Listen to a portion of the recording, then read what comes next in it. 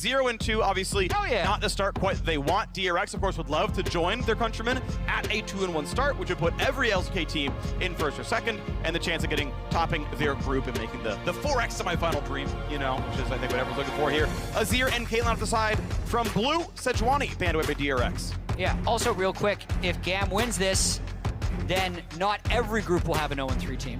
That's true. Right? Otherwise, every group will kind of have close to the same pairing at the bottom. So anyway, we'll see. We're in a draft. Yuumi banned, as I think we will see throughout the rest of this tournament. And high priority there as well. A lot of GAM fans. Good to see. And Maokai is indeed going to be banned away. Kiaya has been playing exclusively fighters on the top side. The thing has played much more towards the tank style. Sejuani has actually been played by him, though this team banned it away. Gnar also for him. No Aatrox allowed. First pick. Ooh, a Graves again for Levi. Yeah, I'm trying to think if this is like the most updated list of OP champions we've seen banned. Like day 2, Azir was winning all the games, so now he's kind of entering the ban table. We saw Yuumi get a bunch of bans, then became permabanned. Aatrox was the play-in thing that became permabanned. Yeah. Right?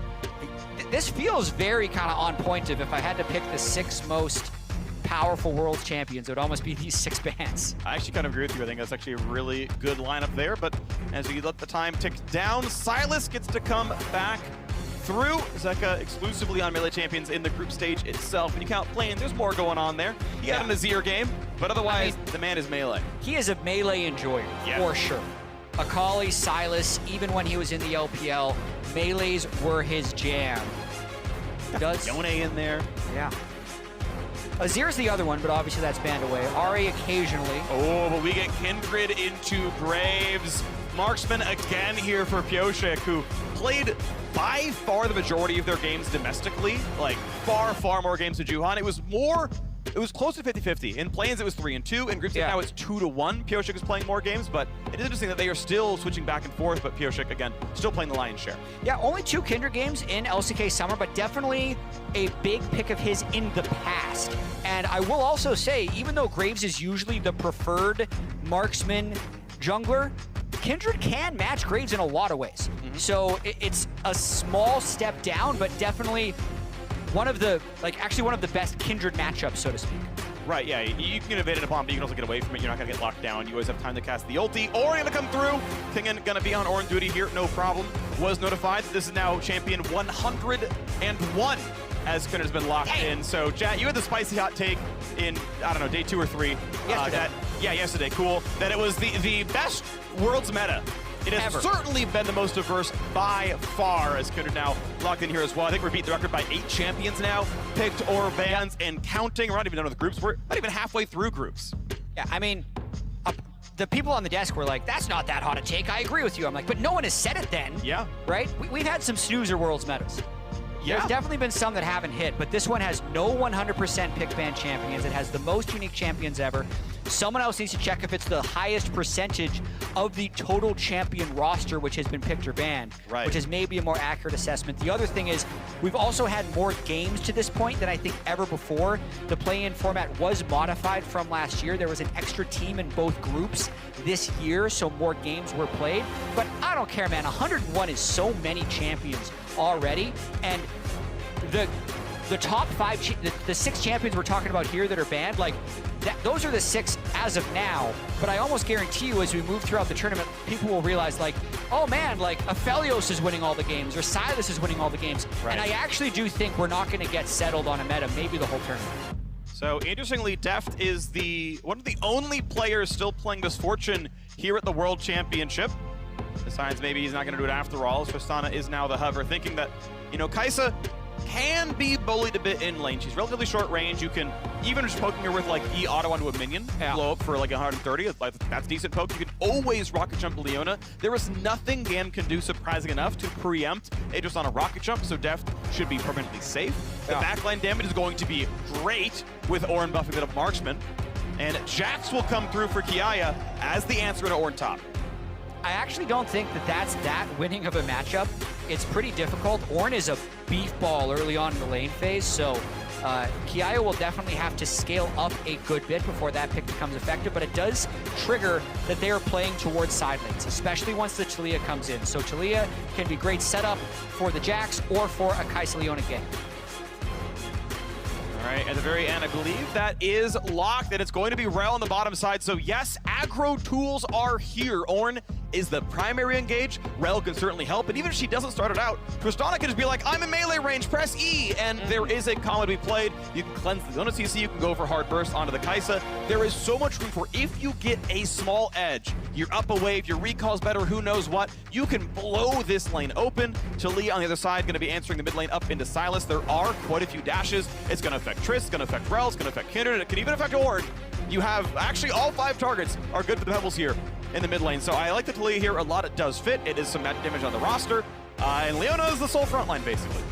Yeah, and also just in terms of the team styles, Levi is a jungler who takes such a large portion of the team's CS and also does such a large portion of the team's damage. Being able to get a marksman versus marksman matchup for the players is what GAM wants. But I have to say, like, the team fight composition and synergies that DRX have been able to put together with those 5 champions you just saw on the right is immense. It's going to look really spicy in this one. I'm excited to see what happens to get ourselves on to the Rift as DRX joined their LCK brethren at a 2-1 record.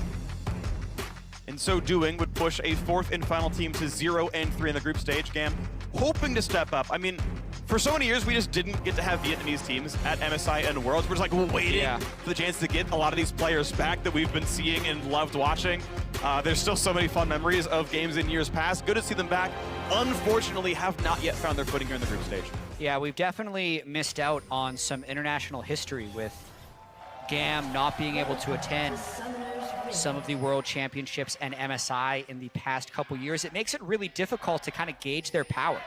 Because yes, they are 0-2, but there's so much variance from game to game and what you can do. So definitely not like that grounded in my opinion of them on the international stage after just 2 games. So hoping to see an upset, honestly. See what happens here.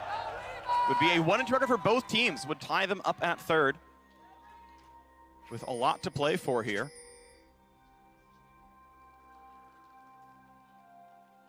Minions have spawned.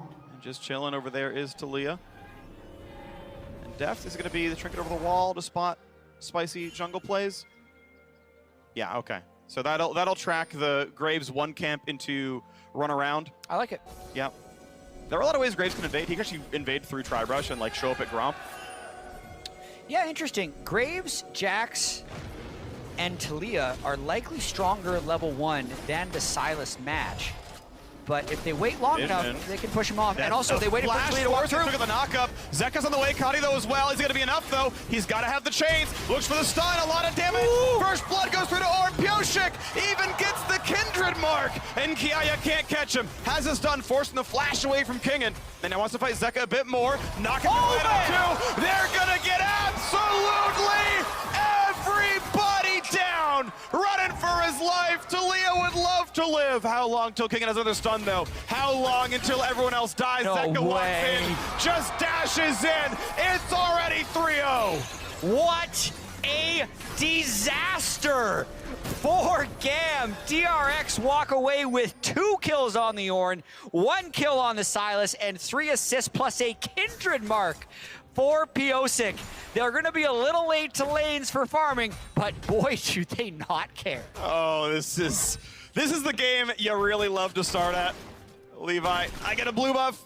We're going back, okay? I'm going back. The red buff is mine. I think that's your only choice at this point. You know, it didn't work the first time. He saves Smite as a level lead. Straight up outfights the Kindred here. He just gets it. I mean, the Smites are both force 50, but there's no way Pyosik can like fight this long enough to like hope he wins the coin flip. So yeah, well done. It's you. That's the key, though. Levi died fast enough to be back on the map to kill blue buff. Pyosik had to recall to get his health. It's the tempo death. Okay, nice stun, though. Good job short-chaining that barrel. Basically, just melee range dismount, functionally, and able to land the stun to keep the damage from going any farther. Look at this jungle gap, 7 CS to 2. Wow, yeah, extreme. Sweeps out the ward for good measure. Takes out most, but not all, the chickens. That camp is still going to be down for a while. Yeah. Blue, red Raptors will not give you level 3. It's going to take a little bit for that one, but we can watch this again. Yeah, I mean, this was all patience from DRX. So Pyosik doesn't show, so in theory, he could be anywhere. But then also, like, GAM is going to be pretty confident in this fight. Like, Kingen actually lands a knockup with every one of his E's, and the big thing is that Zeka actually beats the Taliyah to this spot, which is very unexpected. They're so close to getting that first kill. Triumph heal comes in for Piosik. He's still able to contribute throughout this whole fight as well. Like, just so many extremely close things. Getting the double knockup the second time, Kingen playing this like an absolute monster, and it allows DRX to chase through for the additional kill. But to your point, Freak, like, the amount of time they spent out on this map, the waves have been met for quite some time, and by the time the final kill is completed and Piosik wants to rekill, like, Levi's already back at blue, so he's going to be okay experience-wise. It's just the gold is going to hurt later. Probably around the first or second item breakpoint is when it's really going to matter. In terms of the power now, it doesn't make a massive difference to the game. Walking around, seeing what's up. Gets the bottom scuttle here on the Kindred side, says, okay, you didn't take Krugs, assumes red is gone, doesn't know for sure, but I think has the read that's happening. As already, it is the first mark goes to Gromp. When there's only one, so like when you have 0 stacks, it has to be on, I believe it has to be on the Scuttle Crabs. But with one mark, it'd be Scuttle Crabs or Gromp, and kind of rolls low. You know, we had the 12 get rolled, which I feel like you must have some negatives on that one, or the AC is really high, because I feel like, you know, a 12 should be good enough to get a 2 out of 3. Kindred mark rolling is something that mere mortals can't understand, but Kindred masters know it very well. Yeah, the breakpoints were in a patch note a while back, so like if you go back far enough, you actually know like the exact formulation of when they were where, but ultimately, rolls low on this one. Had a chance at a mark on the correct side. Doesn't happen there. That's top scuttle, of course, was taken by Graves anyway. Yeah, there's also some like really interesting interactions about like leaving camps up, because sometimes it like more likely puts it in the space where it's going to be securable by yourself. So I don't know all those optimizations, but Kindred mains definitely do. It's a very complex mark system. Yeah, I know a little bit about it. So like if someone takes, like let's say both scuttles are up, right? Yeah. Because we're okay, yeah, we gotta dive. We gotta dive. Hold on. Zeka, level 5. Flash over the walls, in it, blade stun. They gotta have the burst, and they do. Kill goes over. Treasure Hunter, money to Levi. And this is the type of stuff that GAM really need to do in the next, say, 4 or 5 minutes before first mythics can come through, because like I said, the early kills don't doom the early game. They actually just doom you later if you don't make any moves to come back. So really great job by Levi, counter jungling early, and by the whole squad there to get the dive on his Zeka. But yeah. Getting your stacks going. So yeah, the Kindred marks, let's say it's like both scuttles wrap, right? We're doing, you know, 315, and you coin flip wrong. And it's like, okay, Grace Path top side, get scuttle. If you leave it up, it's around 30 seconds, I think, for when a mark is like taken from you, then it'll pick a new spawn. Yeah. And it's like, okay, well, I'll just come back to my scuttle at 30, and then it's mine. Instead of clearing both of them, waiting 2.5 for scuttle to respawn, and then hoping I win that one. Well, he's got this raptor spawn actually, enemy raptor spawn already at 2. This puts him at 3. No, this is the first one he's gotten. Oh, like this is 2. Post PvP. This is number 2. Yeah, okay. Yeah, because he killed the big one first. Got I smited it. It's mine. Okay, we're good. Moves on from there. So 2 stacks here. 4 is the first breakpoint. That's where you get the attack range and a lot of the big stuff there. It's every 3 afterwards, so 4, 7, 10 is the progression. Under the turret right now is this Kai'Sa. Tristana, definitely, I would say, more of an early game champion. And with the pressure and everything else, with the CS dropped here by style, it's going to be an 11 CS lead and a pretty rough recall. Tristana's actually very good at crushing cannon waves because, oh look, we blew up the entire wave. We got to use the dematerializer from our support. Pretty much full pace on this one, but Style realizes that, says, okay, we'll stick around, and feels like he's not going to die to a tower dive. We've been talking about other stuff, Freak, but this has really gotten out of hand. Like, Deft is up 16 CS in 2 plates. Trist definitely can outshove Kai'Sa, but there was a huge time where it was Kai'Sa-Trist meta. These 2 champions are kind of meant to match each other, not necessarily to go like this. So huge shout out to Deft and Barrel for playing this first 7.5 minutes of laning phase this well. Yeah, a lot of it is Style is dropping CS under the tower. This can be some level of pressure, but it also could be just not playing the last hits correctly. And he's been locked under his tower so long, he's got more than enough for Noon Quiver. At Noon Quiver, you basically can't miss CS under tower anymore unless it gets really just like screwed up somehow. But it's like, if I recall, I lose a cannon wave. So I'm gonna stay and lose half a cannon wave. And Deft is happy sitting Doran's Blade versus Doran's Blade for as long as possible, especially when he's consistently shoving the wave in and getting small little chunks every single time he pushes in. And yeah, Style can't even touch the wave, so Deft is just gonna, he would literally be here for 40 minutes if this is the way the lane state was gonna stay. Obviously it's not gonna go that long, but that's his mindset. Yep, turret would go down, everything else. Levi would like to fight for the scuttle. He's got a friend in his back pocket. Piosik can't jump around, which means the stun's gonna land. Level 6 though. Pops the ulti early.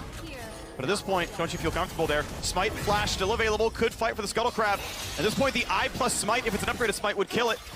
Gets lower and lower. It's just about, now it's going to be in Smite range, basically. Not an upgraded Wanted to Smite. preempt, and there we go. So, yeah, Auto puts it at 120. Was trying to preempt, like, if you hit the eye, the ult will steal, we got a chance, doesn't happen. Good job by the roam. Ornn comes down, Silas comes over, and the first Herald will be claimed by DRX. 1,400 gold lead with a Herald on inventory. Man, and I can't believe that Style didn't recall there. So he's literally had Leona down bot lane for a while, and he's channeling it now, but it's actually going to be interrupted again. Not getting a recall off when your support spent 35 seconds with you. Really just breeding out wave after wave. So yep. Rift Herald goes over to DRX, and tempo continues to be in their favor. I know that feel. He's like got no mana either. He's like been pressing Q and W to like last hit under tower. He's like not getting them all, but Deft is like literally full mana. I'm just autoing stuff. Yeah. So we're gonna get this one. Cass gonna be awkward because he doesn't have the AD. This one he finally does get enough with rank 4 in his Q. It's finally enough that Q plus auto will actually kill casters safely. So finally he gets most of the wave to himself as he stops hemorrhaging down 18 CS in the lane. Deft might actually go for a recall after this one. He's probably got a boatload of money with 3 plates, so he's on. What if he's at full Kraken? He's on. He's actually at Kraken. Gold. He's on Kraken. Or is it 34? No, it's 32. Yeah. So, but wouldn't mind the recall, but he's like, I can get one more though. Yeah, he's just gonna do this. Like he will actually do this forever if you let him. Okay, now he's actually gonna recall. So he's gonna clear this cannon wave and reset. Yep. Finally makes the call. Okay, I actually need to buy. I'm gonna be locked in this forever. We'll take the L. We'll lose part of this wave. And the thing is, because Def wants to recall, be like, wait, Def would really like to freeze this, and he's like, I guess he wants the turret. Yeah, are they just gonna give him the turret here with Herald? Oh, with reset? Herald up, it's definitely yours.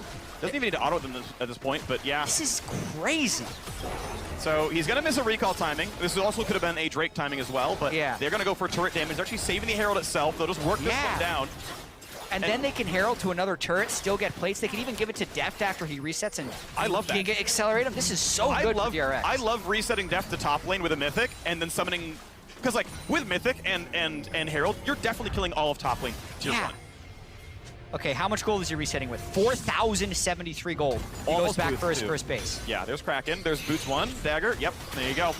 And he buys a control ward. Important play. And now you just need everyone to make sure that the wards are there, that he is safe to play top lane. Oh, they're going to go mid instead. Okay, interesting.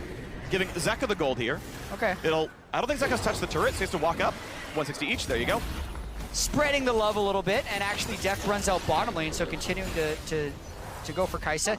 Not exactly what I expected. I thought they'd keep accelerating the game with Trist, but with that Kraken, they should be able to take full control of bot and probably take Drake. Yeah. It's because of Drake, yeah. That's why he's going back to the side. They actually burned Ornn TP back to the top lane outer turret. Yeah, unsurprisingly. Oh, yeah, nice try. Almost gets cut him off, but thought he came back down in time, but the wave is pushed in. Would like to see the tempo push with getting this Drake now as soon as possible. They still, make sure they get all their farm, they get bot lane pushed in, get mid lane pushed in, okay. And then, yeah, I think this is, in retrospect, this is the right call. You don't get to go for top lane yet because you want the Drake first. It removes options. It puts an even tighter timer on the game. Yeah, it's one thing that actually Core JJ used to say to me is when you're really far ahead, like the gut is to just get yourself further ahead, but you actually need to win the game at some point. So once you have the lead, okay, then take the objective because you're powerful enough, and then you can get ahead later. So I like what DRX is doing there, getting the Drake with Death's power. Bolt's trying to get some wave clear, gets to preempt the stun. With that though, Jax is still there, B gonna hold aggro, but Kiaya is too low. Wow. They get pushed all the way out, gotta be careful. He takes a turret shot! He autoed to take a turret shot. Kiaya did not have to die there. I mean, Silas had him in the tri-brush. So I think you can argue this is the avoid the assist gold to give the solo kill to Ornn, but the dive itself did not go well. Did not, and it's gonna be almost 3,000 now in DRX's favor. Kingan's chilling up there. He's like, I had a 2-0 start to this game. I'm just farming safely against Jax. We got ourselves almost Frozen Heart. Def now looking at bot lane tier 2, but isn't able to go for the turret itself, is wary of Leona and Kai'Sa coming around. Could have been dangerous enough. Yeah, very clean game by DRX so far, and they're going to absolutely shred objectives for the rest of the game. Double Kraken. Kraken Slayer Kindred, Kraken Slayer Tristana. So nobody will be living long if both those carries get to free hit. You get 2 seconds with Counter-Strike to dodge it all. Be okay, there's the knockup, there's the second stun, and the third, and that is a death Zeka. Second kill of the game. Yep, so Zeka also getting fed. This is exactly what DRX wants. Ornn is just an absolute unit in the top lane already with those 2 kills and getting the 3rd one, and they're completely taking over this top jungle. This is all kind of setting the stage so that Deft can safely push. They got a deep control ward. He's going to push later. We're watching this dive one more time. They really want to be able to get this bounty away from Ornn, and let's try and figure out what happens. So he doesn't land anything with the E, but he does knock up Jax, and they actually just chain CC, but they go so early that the Talia is not there in time. Yeah. Don't chain the Talia CC, and yeah, you can see here he just may as well die because Zeka Yeah, get him. Yeah, so second half of the ult kept him brittle. So ult 2, auto, W, auto. Just got a million stuns into the Jack, which meant there just wasn't enough damage to be dealt. Yeah. He probably was killable without the 2-kill lead. You know, without Steel Cats being done, maybe the damage is going to be high enough, but obviously everything else paid forward, and the one aggressive play we've seen from GAM does not work out. Trying to lie in wait for Deft. Deft, buddy. Yep. Seen the play, it's stunned, but he can rocket jump it. I like the near sight, and he's like, near sight it? That's rocket jump. We're out. Yeah. This means bad. Just get away. Yep. Another reason that Triss pick is good, as you mentioned, there's just not much that can interrupt that rocket jump. Even any Leona CC is generally able to be buffered and just jump away. Nice job. Gets both halves of Q-Max, Zeka. And generally speaking, any Sylas versus range matchup, it's Q-Max, melee versus melee. You max W for the Akali, things like that. And yeah, Everfrost into Q is solid 600 damage off of style, and once again, pushed off the tower, 35 CS deficit. And despite how bad that has looked, he's still got about as much as mid and top laner, who aren't getting the most farm either. Yeah. I think Style has definitely kept his farm up, but he's just had absolutely no presence on the map. Yeah. Right? He's been under his turret the whole game, just trying to pick up the scraps as the turrets are falling again and again. It's first 2 turrets, I think, will quickly turn into first 3 turrets, as the second Herald is easily being taken by PO6 Kindred. And yeah, this is a very good early game by DRX. Good right now. There's the smite, there's the auto, thank you for the claim. We are on 4 kinder marks, by the way. The breakpoint has been hit. Pioshik is on 4 marks. And top lane outer, only a few shots left on the minions, but it'll be enough that Deft can kill this. Barrow will take his share of the gold, 175 each. Pioshik wants to go for a little bit more. Don't believe this one is marked. Nice try, seismic shove. First could have maybe done it, but smite guarantees it all the same. Yeah, good time to reset. They got 1,500 gold onto the Tristana as well. Kindred can go back with the Rift Herald. They can even use this to break open a turret or just give them tempo before the next Drake spawns.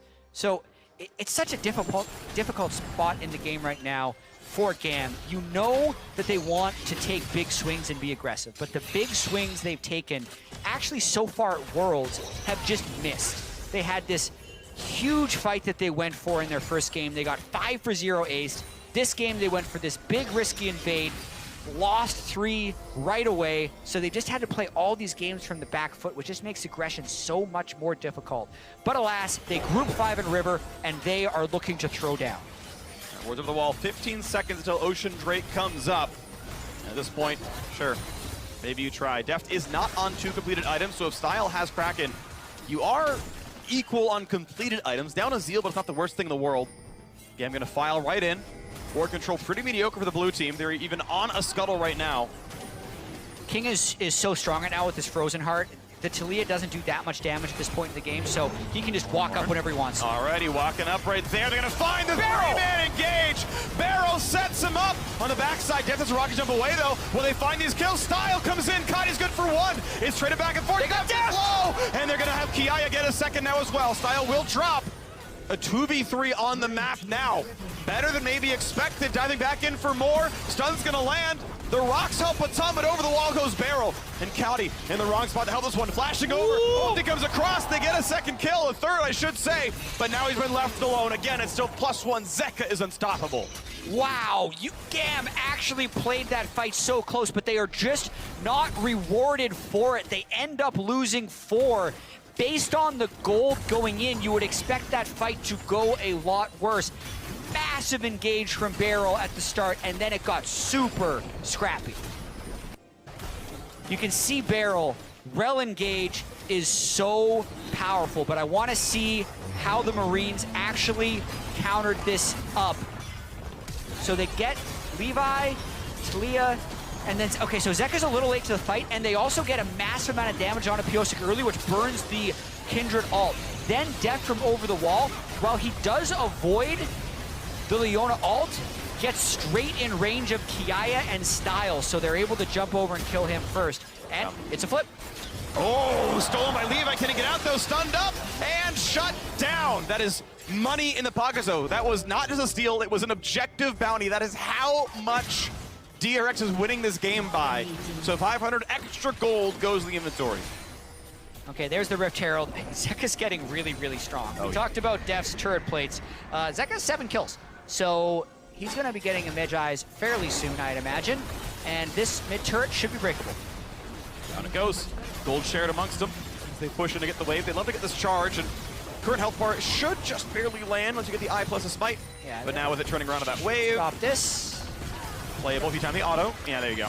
They're not going to defend it, so not going to be an extra charge. Mid lane inhibitor turret will stay at full HP. The camps can still be stolen away. Now, probably a little bit of a lull here, as they're likely just going to pick up all the farm they can, reset. But what we talked about earlier, Freak, this being the last game of essentially group stage 1, right? So the first round robin will be completed for every group stage. Kind of crazy that every LCK team. Oh, I don't know if Barrel had Arc Treads or if that ulti was just late, but you should often be able to hit confirm all the CC together, but has the time to crash down away, and there's no kill. Yeah, every LCK team, if DRX can finish this one out, will be 2-1, which is interesting because coming into the World Championship, 25 of 26 Korean group stage teams since 2014, so since we've had the same group stage format, 25 of 26 have actually made it to quarterfinals. That's way better than any other region. It's an absurdly high percentage. And even though there's no 3-0s, which is often, there's often a 3-0 for an LCK team, every single LCK team will still be in striking distance to win their group. So no matter what happens, if you're able to go 2-1, you can still win the group. Because the team that is 3-0, you can just beat them the next time. You'll have a tie at 5-1. You can beat them in the tiebreaker again and take it. So after having one of the worst days in LCK World's history on day 2, when they lost all of their games, the region overall has just done such an amazing job staying stable and bouncing back. It's really good. Definitely impressive. An incredibly consistent region, as you mentioned, the pretty monumental, like 94% hit rate at quarterfinals. Like that is, it's absurd. Really good. When the meme will come in, it's like, okay, well, one LPL team's gonna crash and burn. Probably many LCS teams will crash and burn. We'll see what happens with Mad Lions and co. But the LCK so consistently amazing here, and once again, DRX taking care of business. 6,000 gold ahead now. Looking for a little bit more now. Baron is up, and I mean, it's 2 Adam Deft. They'll have no problem attacking this. I know they got double Kraken Slayer plus Orange Silas if they need to peel, so they can just start. Zeka doesn't even need to be here. He's such a small percentage of their Baron damage. He can steal a good ultimate over the wall if he needs to, and I think this is just burn. Information gained. They get a glimpse of 4,000 health. Yep, it's dead. See ya. We'll get mid-wave. Would like a bounty on mid lane, but they're not even pushing for it that hard. Levi doesn't even auto it as Beryl takes the wave. Baron is shown to be dead, and he might be too far up. Talia ult, or an ult. Here we go. Is it going to be a fight? A triple knockup. A lot of CC. Hello, Beryl. Done, but Beryl dies for it a bit too early. Levi can be the target, though. Pushed around, gets the knockup. This is maybe a fight to be won. A shutdown comes across on Ornn. GAM goes 2-0 in the battle. Beryl saw the group and said, I'm going.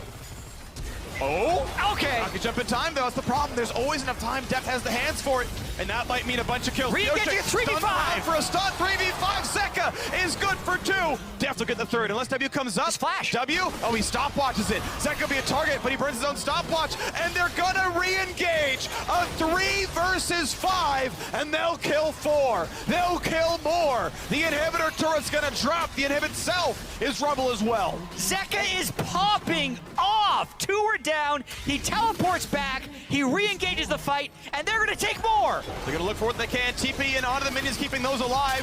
Nexus turret will drop, but maybe that's all they're going to get here as Ornn is in. No, respawns aren't here just yet. A 3v5 becomes the Nexus. Style can't stop them. DRX took that personally. personally a 23-23 victory. What an acceleration of the game state there by DRX. 10-1-2 for